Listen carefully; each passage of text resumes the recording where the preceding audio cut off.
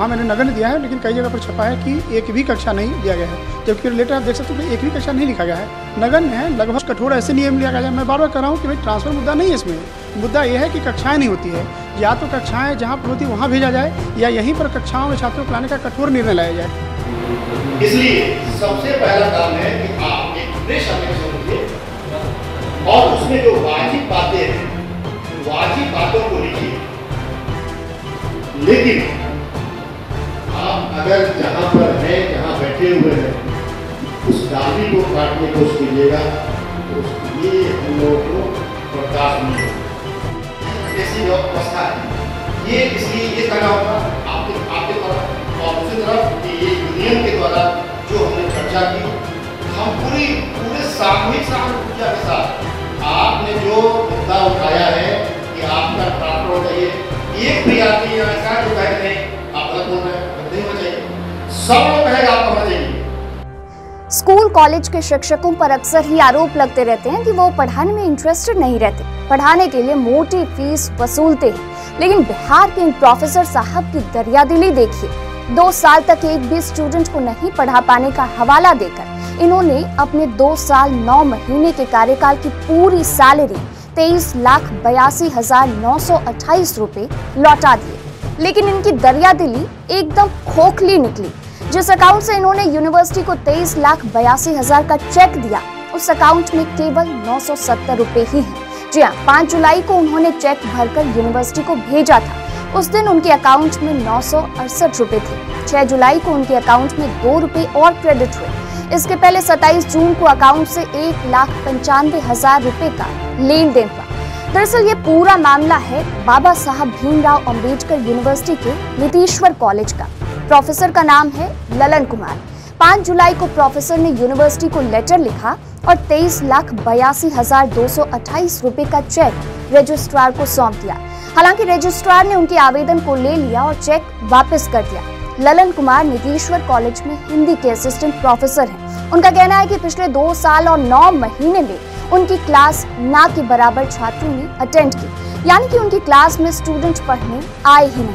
Professor Lalan Kumar का कहना है कि जब उन्होंने पढ़ाया ही नहीं तो फीस किस बात की लेंगे। कुलपति को लिखे पत्र में उन्होंने अनुरोध किया कि उनका तबादला आरटीएस या एमडीडीएम कॉलेज में करा दिया जाए। मतलब प्रोफेसर साहब का कहना है कि उनका ऐसी जगह ट्रांसफर हो जहां अच्छे से क्लास चलता हो, स्टूडेंट्स क्लास अटेंड करते हो। हालांकि उनके आवेदन पर अभी विश्वविद्यालय की तरफ से कोई कार्रवाई नहीं की गई। लेकिन इस बीच प्रोफेसर साहब की दरियादिली का भंडाफोड़ हो गया है। दरियादिली एकदम उनकी खोखली निकली।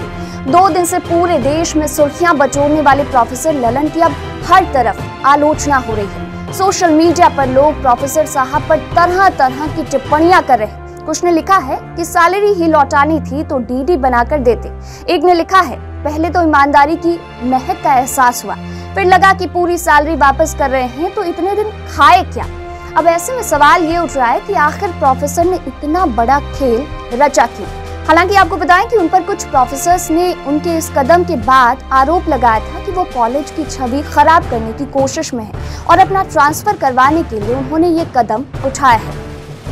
लेकिन आप अगर जहाँ पर हैं, जहाँ बैठे हुए हैं, उस डाली को काटने की कोशिश कीजिएगा, तो ये हम लोगों को बर्दाश्त नहीं होगा। क्लियर कर सकते, देखिए इसमें कोई दुर्भावना नहीं है। इसलिए ये हम लोग भेजेंगे, कल ये पेपर पे आएगा, जैसे आपका हिंदुस्तान के फर्स्ट पेज में आपका आया, ये आश्चर्य हुआ। अब प्रोफेसर ललन पर प्रिंसिपल का ये आरोप सही साबित हो रहा है।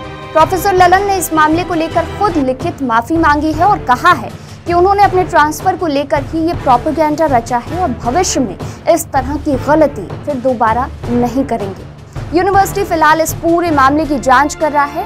इस मामले को लेकर नीतीश्वर कॉलेज के प्रिंसिपल से भी जवाब मांगा गया है। कॉलेज के प्राचार्य डॉक्टर मनोज ने बताया कि असिस्टेंट प्रोफेसर ललन कुमार चाहते हैं कि उनका तबादला पीजी डिपार्टमेंट या फिर पोस्ट ग्रेजुएट स्तर के कॉलेज में कर दिया जाए। विश्वविद्यालय स्तर पर ये मामला लंबित है। इसी से परेशान होकर उन्होंने प्रशासनिक दबाव बनाने के लिए इस तरह का कदम उठाया है। इधर देश भर में चर्चित होने के बाद डॉक्टर ललन कुमार अब अपनी जान पर खतरा जता रहे हैं।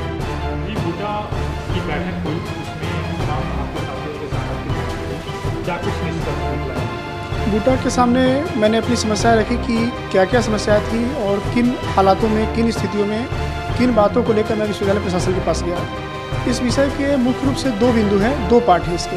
पहला पार्ट है कॉलेज की समस्या जो मीडिया के दिया गया है कि हाँ कक्षाएँ नहीं होती है, कक्षाएँ नगण्य हैं। वहाँ मैंने नगण्य दिया है, लेकिन कई जगह पर छपा है कि एक भी कक्षा नहीं लिया गया है, जबकि लेटर आप देख सकते हो कि एक भी कक्षा नहीं लिखा गया है। नगण्य है, लगभग शून्य है, मतलब ये कि यहाँ पर 130 बच्चे हैं, वहाँ पर 2 बच्चे आ रहे हैं, उसको नगण्य नहीं कहा जाएगा। तो इसको थोड़ा समझने की जरूरत है। दूसरा जो मुद्दा है कि हमारा जो यहाँ पर चूँकि उस तरह से कक्षाएँ नहीं है, और इस बात को लेकर मैं शुरू से विश्वविद्यालय प्रशासन कहता रहा हूँ कि मुझे ऐसी जगह पोस्टिंग किया जहाँ पर कक्षाएँ होती हो।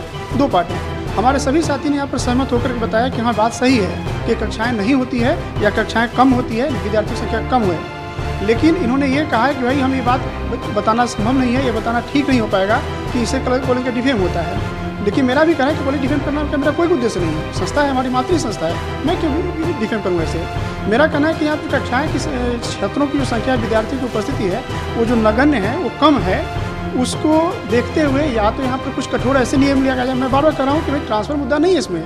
मुद्दा यह है कि कक्षाएं नहीं होती है, या तो कक्षाएं जहाँ पर होती वहाँ भेजा जाए, या यहीं पर कक्षाओं में छात्रों को लाने का कठोर निर्णय लाया जाए। मैं यहाँ पर बताया भी हूँ कि ऐसे 75% अटेंडेंस है, या उसको 60 या 55% जो भी कर जाए, उसको ऐसा नहीं लाया कि जिसका नहीं उसको नहीं भेजा जाए। दूसरा ये कि जो एडमिशन हो, एडमिशन में एक एफिडेविट लगा दिया जाए विद्यार्थियों का कि जिनका इससे कम अटेंडेंस हो उसको नहीं जाने देगा। एक कॉलेज प्रिंसिपल के पास पूर्ण अधिकार है कि रोक सकते हैं इस चीज़ को यदि चाहे तो। तीसरा ये कि सेंट्रलाइज टाइम टेबल बनाया जाए। हमारे यहाँ सेंट्रलाइज टाइम टेबल नहीं है, और जो है भी किसी काम का नहीं है, क्योंकि क्लास जो है आपस में कोलिजन होती है। उसकी बारीकी से जांच की जाए तो क्लासेज कोलिजन होती है, उसमें कक्षा की संख्या कम है आपके पास, तो उसको देख करके तार्किक तरीके से, और 2-4 लोग बैठ के ना करें, सारे faculty, guest faculty, permanent faculty, principal साहब सब बैठ करके उसमें समय देकर समय लगेगा। उसमें एक ऐसा बनाया जिसमें क्लास रूम की जो क्षमता है देखते हुए अब क्लास की ऐसी व्यवस्था की जाए जहाँ पर क्लास सुचारू तौर पर चले। यहाँ पर यदि क्लासेज चलती हैं, यहाँ पर क्लासेज की व्यवस्था ऐसी ठोस निर्णय ली जाती है जिसमें क्लासेज हो, तो मुझे कोई दिक्कत नहीं है। क्लासेज हो, क्या समस्या है, मुझे नीतीश में कोई दिक्कत नहीं है, मुझे कहीं नहीं आना, मैं यहीं पर ठीक हूँ। मैं यही मांग कर रहा हूँ कि सर इस बात को है, हम लोग इस बात पर क्यों नहीं डिस्कस करके क्लासेज को बढ़ाया जाए, इसके लिए ठोस कार्रवाई की जाए इस पर। निष्कर्ष है सर, तो प्राचार्य महोदय और विश्वविद्यालय प्रशासन समझेगा कि इस पर दोनों में निष्कर्ष क्या निकालना है। बूटा की टीम का कहना था कि इस पर जो बात है क्लासेस की बात है, लेकिन ये क्लासेस की बात है, सब कुछ ठीक है, सारी दुनिया जानती है, सब लोग जानते हैं, मैं भी जानता हूँ, इसमें कोई नई बात नहीं है। लेकिन हम विद्यार्थियों को बढ़ाने का प्रयास करेंगे। लेकिन मैंने जो 3 कॉन्क्रीट नियम बताए, यहाँ पर इन लोगों ने कहा कि ये भी तत्कालिक संभव नहीं है, तत्कालिक रूप से करने पर ये दिक्कत होगी हमें। लेकिन यदि फिर भी मेरा मांग है कि विश्वविद्यालय प्रशासन यदि इस तरह से बात करते हैं, कॉलेज बैठ कर विचार करके इसमें ठोस निर्णय, जिस मांग को लेकर मैं बराबर उठाया हूँ, या इस मांग को लेकर कॉन्क्रीट मांग है मेरी कि क्लासेज को क्यों संचालित नहीं हो पा रही है, या क्लास को संचालित करके हम क्या कर रहे हैं, तो उसकी बैठ के 2 दिन में कदम क्यों उठाई जा सकती है, ये हम लगाया जा सकती हो। अभी जुलाई में से नया सेशन एडमिशन होने वाला है, लगा दिया जाए कि हाँ एक एफिडेविट लगाना अनिवार्य है सभी विद्यार्थियों को। बाकी कॉलेज को भी करें, हम जिस कॉलेज में हैं, जिस मैत्री संस्था है, हमारी पेरेंट मदर इंस्टीट्यूट है, इसको बचाना चाहते हैं, इसको ठीक करना चाहते हैं, तो हम नियम लगाएंगे ठोस तरीके से। इस पर विद्यार्थियों का एडमिशन लेना होगा लेंगे, नहीं लेना होगा नहीं लेंगे। कॉलेज के रेवेन्यू के यहाँ पर लगातार है कि कॉलेज की रेवेन्यू घट जाएगी, क्योंकि कॉलेज के पास पैसा आता है उसमें, ठीक है, उसको हमें देखना पड़ेगा। लेकिन हम विद्यार्थियों को एक मैसेज तो देना पड़ेगा कि हमारा कॉलेज ऐसी नहीं है कि कोई आकर एडमिशन ले ले और पास करके निकल जाए सीधे, जहाँ पर सिर्फ एडमिशन होता है, पंजीकरण होता है, फिर फॉर्म भराता है, एडमिट कार्ड मिलता है, एग्जाम होता है, निकल जाते हैं। कॉलेज के नाम पर दाग लग रहा है, नहीं, कॉलेज के नाम पर मैं भी दाग नहीं, क्यों चाहूँगा नीतीश कॉलेज की बात। मैं कह रहा हूँ कि जो हमारी मांग है या जो समस्या है, उस समस्याओं पर विचार करके उसको ठीक किया जा सकता है। उसमें इस संस्था में गड़बड़ी है, संस्था में कोई समस्या है, तो उसको ठीक भी तो कर सकते हैं हम। और यदि ये जो लोग कहते हैं कि हाँ यहाँ पर क्लासेस बहुत होती है या क्लासों की दिक्कत नहीं है, तो ऐसा नहीं, हमारे पास एक ठोस प्रमाण है जिससे पूरी बातें स्पष्ट साबित हो सकती है। कोई दिक्कत नहीं उसमें, क्योंकि हमारे प्राचार्य महोदय ने कॉलेज में सब तरफ सीसीटीवी लगवाए हैं। सीसीटीवी का DVR पिछले 3 महीने का जो भी निकलता है निकाला जाए, और उसकी फुटप्रिंट निकाला जाए उसकी, उससे पता चला कि कॉलेज में छात्रों की संख्या उपस्थित कितनी है। कम से कम कॉरिडोर में आएंगे तो पता चलेगा कि कॉरिडोर में कितने हैं। 3 महीने के मूवमेंट से अंदाजा चल सकता है ये चीज़। तो यदि मैं कह रहा हूँ कि क्लासेज की संख्या नगण्य होती है और छात्रों की संख्या कम हो रही है, या बिल्कुल कम है, उसको जहाँ पर एडमिशन ज़्यादा है कम है, तो उस चीज़ को विचार करने की जरूरत है। वो कि हवाबाजी नहीं है, वो चीज़ शोसेबाजी बिल्कुल नहीं है, वो एक ठोस मामला है। महाविद्यालय प्रशासन चाहे तो इसको निर्णय लेकर उसको ठीक कर सकता है, और मुझे लगता है करना चाहिए, और ये करते हैं तो मुझे कोई आपत्ति नहीं। मैं यहाँ पर रहने की कुछ मुझे क्या दिक्कत है। विश्वविद्यालय प्रशासन उनको कहूँगा कि भाई मैं नीतीश में ठीक हूँ, नीतीश में सुधार किया गया है। इसमें आरोप लग रहे हैं, इस आरोपों को लेकर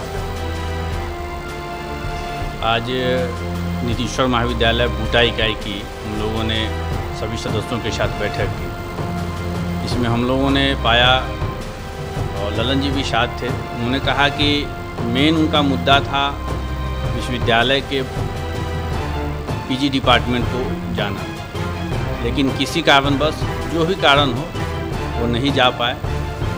और कुछ जो कल मीडिया में खबरें आई वो उनके अनुसार तोड़ मरोड़ कर पेश किया गया। विश्वविद्यालय के कथनानुसार और महाविद्यालय में जो उनका जो कहना है कि पढ़ाई नहीं होती है या बच्चे नहीं आए, ये बिल्कुल एक मीडिया में एक मनगढ़ंत कहानी चली गई जो उन्होंने कहा है। और जहाँ तक हमारे महाविद्यालय की बात है, हर विषय में शिक्षक और साथ साथ छात्र अच्छी संख्या में आते हैं, रोज़ क्लासें चलती है, लेकिन ये तोड़ मरोड़ के पेश किया गया उनका एक अपना हो निजी या जो भी कह लें। आपके तरफ से उन्हें क्या कुछ कहा गया, हम लोगों ने बिल्कुल ये कहा है अपने यूनिट की तरफ से कि इस घटना को हम घोर निंदा करते हैं और अविलंब इसको प्रेस रिलीज करके या जिस माध्यम से हो ये जो खबर फैलाई गई है ये भ्रामक दुष्प्रचार और किसी भी संस्था को दुष्परिणाम करने के लिए ये मनगढ़ंत कहानी कही गई है। मेरा परिचय डॉक्टर रवि रंजन, बूटा इकाई के सचिव। वीडियो में फिलहाल इतना ही। और भी खबरों के लिए इनसाइडर लाइव को सब्सक्राइब कर लें। वीडियो अगर आप फेसबुक पर देख रहे हैं तो हमारे फेसबुक पेज को लाइक फॉलो कर लें। यूट्यूब पर देख रहे हैं तो यूट्यूब चैनल को सब्सक्राइब करके वीडियो को शेयर जरूर करें।